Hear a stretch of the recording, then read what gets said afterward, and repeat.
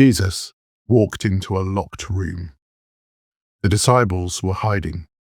The doors were bolted. Fear was thick in the air. And the first thing the risen Jesus said, the very first word out of his mouth was, "Peace be with you." And then a few moments later, he said it again. Same room, same people, same words. Now, if you're like me, you've probably heard that and thought, oh, isn't that lovely? He was just reassuring them, calming them down, settling their nerves. But what if we've been misunderstanding what Jesus meant both times? Because the peace Jesus was pronouncing wasn't the kind of peace that means nothing bad is happening right now. It was something far, far bigger than that. The word behind peace in Jesus' world was the Hebrew word shalom. And shalom doesn't mean the absence of trouble. It doesn't mean a quiet life or a stress-free morning. Shalom means flourishing. It means wholeness, body, mind, soul, and community. It means all the blessings of God's kingdom landing on a person and spreading outwards like ripples on a pond. Shalom is less like a pause button and more like a whole new way of being alive. And here's where it gets really beautiful as far as I'm concerned. Hundreds of years before Jesus stood in that locked room, God gave his people a blessing. You'll find it in Numbers chapter 6. It's one of the oldest prayers in the world, and it goes like this. May the Lord bless you and protect you. May the Lord smile on you and be gracious to you. May the Lord show you his favor and give you his peace. That last word, his peace, is shalom. The priests of Israel spoke this blessing over God's people for generations. It was a longing, a hope, a prayer whispered forward into the future. May you have the fullness of everything God intends for you. May you flourish. May you be whole. And then Jesus, the risen, breathing, wonderfully alive Jesus, walks into that locked room and says exactly those words, not as a prayer for the future, but as a declaration of the present. Peace be with you. In the hands of the risen Christ, this ancient blessing comes with entirely new weight. He's not just wishing them well, he's pronouncing it, he's giving it. He is, in that moment, the fulfillment of every priestly blessing that was ever spoken. Let me give you 3 words to hold on to today. First, shalom is a gift, not an achievement. You don't earn it by getting yourself together. You don't qualify for it once the chaos settles down.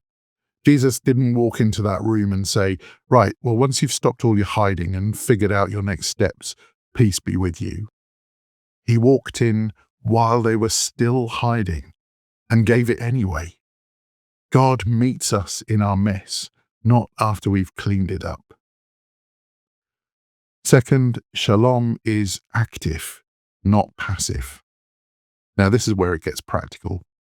Shalom isn't about withdrawing from the world and finding a quiet corner. It's about bringing something into the world.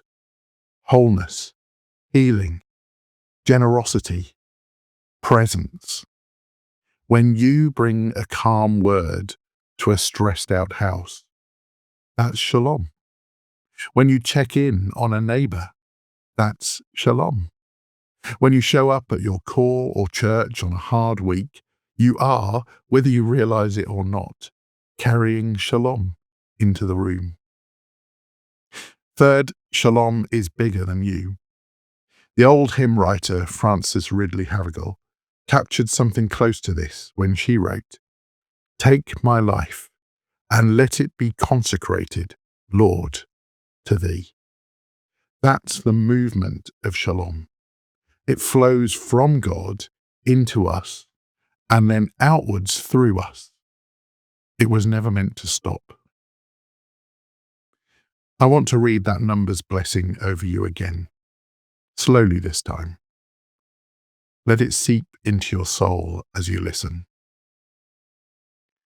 May the Lord bless you and protect you. May the Lord smile on you and be gracious to you. May the Lord show you his favor and give you his peace. That's not just a nice verse. That's a declaration about who you are and whose you are. You are someone the Lord smiles at. You are someone he is gracious to. You are someone he wants to flourish. In a world that mostly defines peace as the absence of conflict, this is quietly revolutionary. Because Shalom doesn't need the conflict to stop first. It walks right into the locked room. So here's your one tiny holy step for today. Just one. At some point today, in your home, in your workplace, on the school run, in the queue at the shops, notice one place where you could bring something of Shalom. Not fix everything, not solve the problem, not anything else, but just bring a quality of presence that says, God is here, this matters, you matter. It might be a kind word, a moment of patience when usually you'd be rushing about, a text to someone who's been on your mind, a quiet pause to breathe and to remember, I am a person Jesus has blessed with Shalom, and Shalom is meant to travel. You don't need a platform, you don't need a title, you just need to be willing to carry it. Before we close, here's a question for you. And again, I'd genuinely love to read your answer in the comments. What does Shalom look like for you right now? And where do you most need it today? Drop it below. You might be surprised how much it helps someone else who reads it. Now let's pray together. Lord, thank you that you walk into locked rooms. Thank you that your peace isn't something we have to earn. It's something you give.